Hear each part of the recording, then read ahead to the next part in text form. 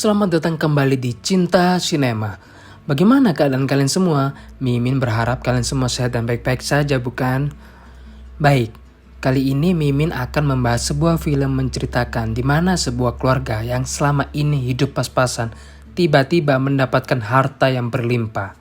Pastinya mereka kaget, bingung, senang, dan mulai membeli barang-barang yang sebelumnya mungkin hanya ada di mimpi mereka. Ya, kali ini Mimin akan membahas film berjudul Orang Kaya Baru. Film dimulai dengan memperlihatkan seorang gadis bernama Tika yang sedang mengejar bisnya dan terlihat membawa desain bangunan. Dia harus rela berdesak-desakan sehingga membuat desainnya rusak. Sesampainya di kampus, Tika berusaha memperbaikinya, namun ada dua orang teman meledeknya, yaitu Sasa dan Risa. Meskipun desainnya sederhana, Tika berhasil mempresentasikannya dengan bagus. Di tempat berbeda memperlihatkan duta yang berada di aula kampus. Dia bermimpi mempunyai sebuah acara yang megah. Sedangkan dua temannya mengingatkan duta untuk tidak terlalu tinggi bermimpinya. Ya, duta adalah kakak Tika. Di sisi lain memperlihatkan Dodi, adik dari Tika. Kali ini nasibnya tidak beruntung seperti kakak-kakaknya. Karena ketika dia ditunjuk maju, alas sepatu kakinya terlepas dan dia ditertawakan oleh teman-temannya. Meskipun ditertawakan, Dodi tetap terlihat baik-baik saja. Scene pun berpindah memperlihatkan ibu yang sedang masak. Si ibu mengomel-ngomel karena melihat orang yang sangat gampang pergi ke luar negeri sama seperti pergi ke Surabaya. Tika pun sedang menunggu Dodi mandi, tapi siapa sangka Dodi malah masuk ke bak mandi. Di halaman depan memperlihatkan bapak sedang membenahi sebuah kursi yang telah rusak. Malam pun tiba, terlihat Tika, Duta, Dodi, bapak, serta ibu yang sedang makan malam dan berbincang-bincang asyik. Setelah itu di teras depan memperlihatkan Tika dan bapak yang sedang mengobrol santai. Pagi pun memperlihatkan Dodi, Duta, Tika sedang berbonceng tiga. Karena ada polisi terpaksa Tika yang turun agar tidak terkena tilangan. Dengan terpaksa Tika harus melewati para polisi yang sedang melakukan operasi. Tibalah mereka bertiga ke pernikahan orang asing demi mendapatkan makanan gratis. Tika pun tak sengaja bertemu dengan seorang waiter yang bernama Banyu di acara pernikahan dan membuat Tika terkesima oleh ketampanan Banyu. Namun masalah muncul ketika Duta kepergok sebagai tamu yang tak diundang oleh pengantin yang ia datangi. Hal yang bisa dilakukan oleh mereka bertiga adalah kabur.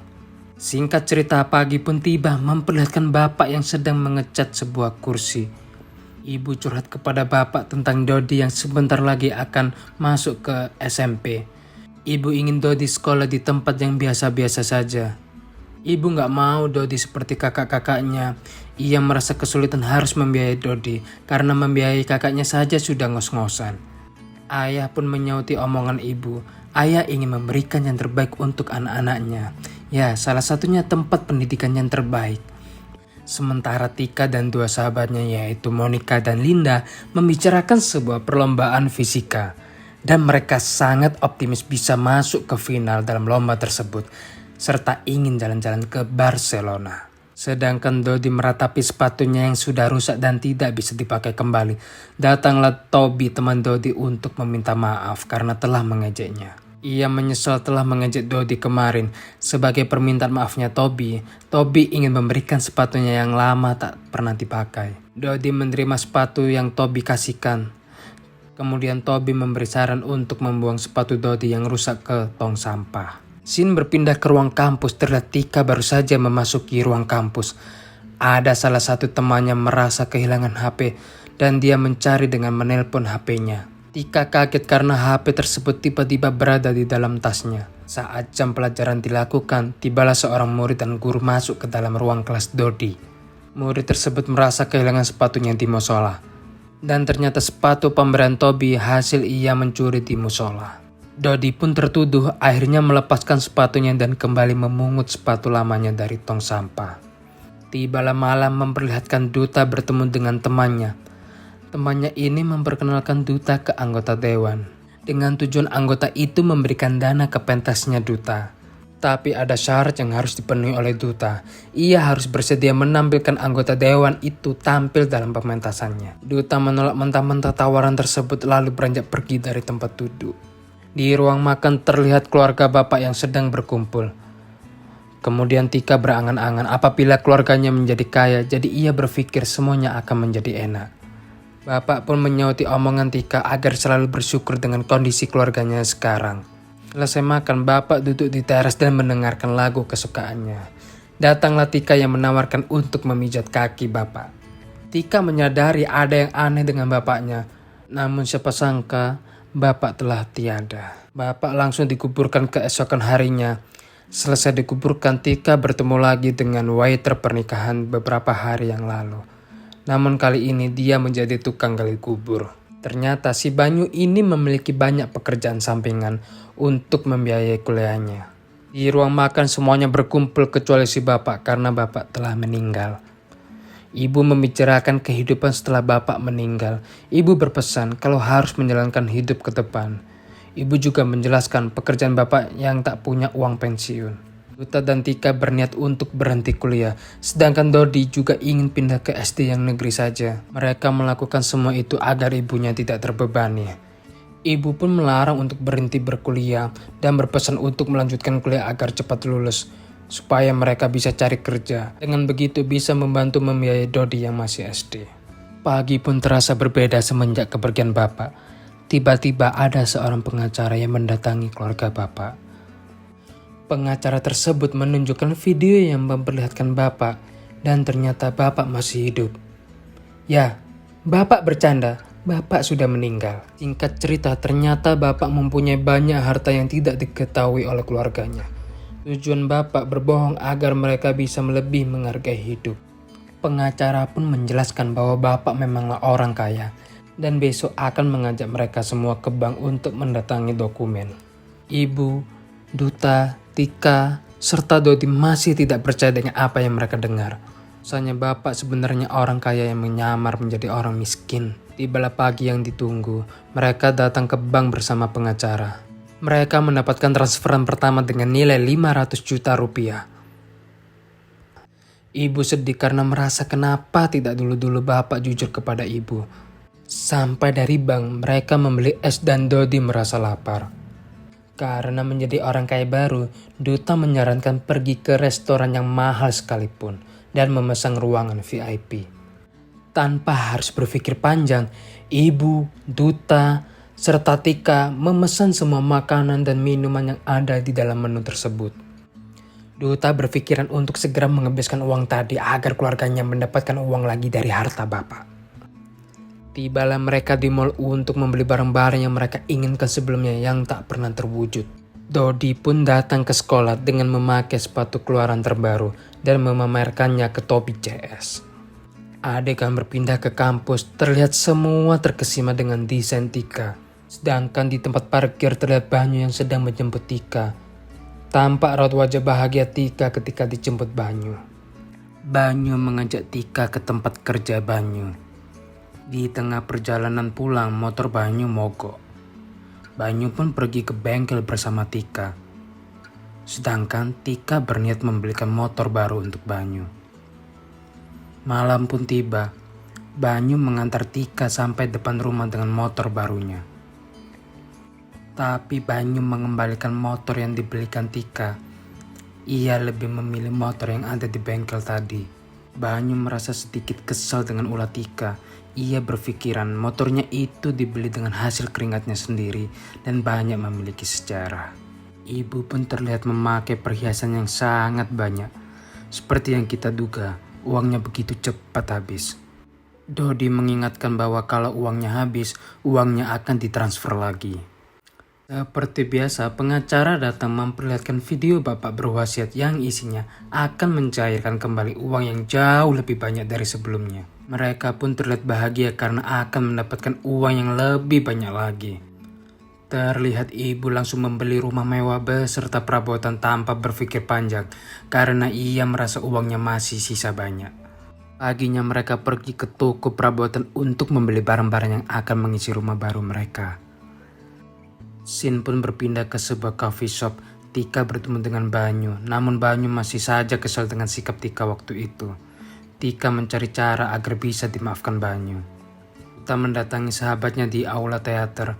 Duta bercerita bahwa dia telah membayar DP untuk aula tersebut, namun sahabatnya tidak percaya. Tak lupa ibu menjemput Dodi, namun Tobi meledek Dodi karena dijemput ibunya memakai motor. Karena diejek tadi, ibu pun merencanakan untuk membeli sebuah mobil agar tidak kepanasan. Dan tanpa pikir panjang, ibu langsung membeli 3 unit mobil secara cash. Memang semuanya membeli mobil, tapi mereka tidak ada satupun yang bisa mengendarai mobil tersebut. Tika kedatangan Sasa dan Risa yang dulu menuduhnya mencuri HP. Mereka berdua mengajak Tika berteman baik. Di tengah kemacetan, ibu melihat pemain biola. Ibu merasa terhibur dengan permainan biola tersebut dan berniat untuk dibawa ke rumah. Keesokan paginya di tempat yang sama, banyak pemain biola yang berdatangan dan ibu memberikan mereka sejumlah uang. Akibat ibu yang sering memberikan uang, si ibu pun viral dan menjadi terkenal melalui TV. Malam pun tiba, Tika dan Duta pergi dengan urusannya masing-masing. Sedangkan Dodi mengajak ibunya makan, namun ibunya memilih untuk berbelanja. Dodi merasa kesepian semenjak keluarganya menjadi kaya. Ia dan keluarganya tak pernah makan malam bersama lagi. Tibalah Tika dan Banyu ke tempat pesta Sasha. Sasha mengajak keliling Tika di pestanya dan meninggalkan Banyu sendirian. Di kampus terlihat Tika, Monica, Linda. Kemudian Sasha memanggil Tika untuk menunjukkan sesuatu kepada Tika. Dua sahabat Tika memperingatkan kepada Tika untuk hati-hati kepada Sasha dan Risa. Di lampu merah terlihat semakin banyak pemain biola yang berdatangan untuk mendapatkan sejumlah uang dari ibu. Sedangkan Tika semakin akrab dengan Sasha dan Risa dan melupakan dua sahabatnya itu. Acara pun kembali mendatangi keluarga ibu dengan memberitahukan bahwa tabungan bapak sudah habis. Duta menjadi bingung karena masih harus membayar kekurangan untuk pertunjukan teaternya yang akan segera dimulai. Singkat cerita, pagi pun tiba. Tika menanyakan keberadaan Monica kepada Linda. Linda bilang kalau Monica berpamitan. Monica tidak berkuliah lagi karena sudah mendapatkan pekerjaan. Linda pun berdebat dengan Tika karena mereka sudah jarang berkumpul untuk membahas lomba fisika yang sebelumnya direncanakan.